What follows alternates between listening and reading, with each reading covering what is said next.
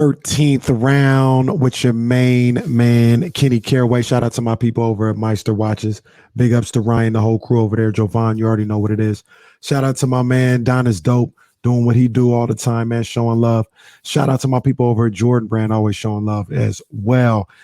Saturday night, we had a little bit of a something, a little bit of a something with Vasiliy Lomachenko taking on Jermaine Ortiz in a lightweight fight that a lot of people thought Vasiliy Lomachenko was going to run through Jermaine Ortiz, and it wasn't quite that. To be honest with you, Ortiz, I had him winning the fight for the majority of it. Lomachenko came back in the final 3, 4, 5 rounds to kind of get a clear win. On my scorecard, I had a 114, but I have no problem with a 115, 113, or even maybe a 116, 112 for Loma.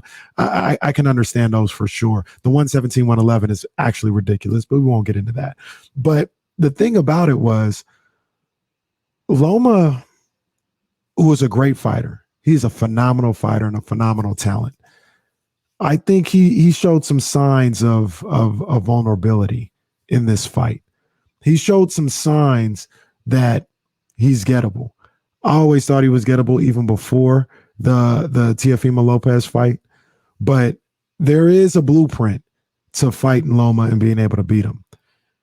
If you're the bigger guy, if you're bigger than Loma, which isn't hard at 135 because he's a small 135, but if you're the bigger guy, I think you can find a way to outbox him and really dominate him in the ring. And if you have the power of somebody like a Tank Davis, I think that's another way that you can handle Loma. Jermaine Ortiz had the fight right there for him in his hands, and he just didn't have enough to bring it over the top. But I know Devin Haney, who was in attendance, saw that. I know Shakur Stevenson saw that. And I know Tank Davis saw that. Hell, I know even Ryan Garcia saw that.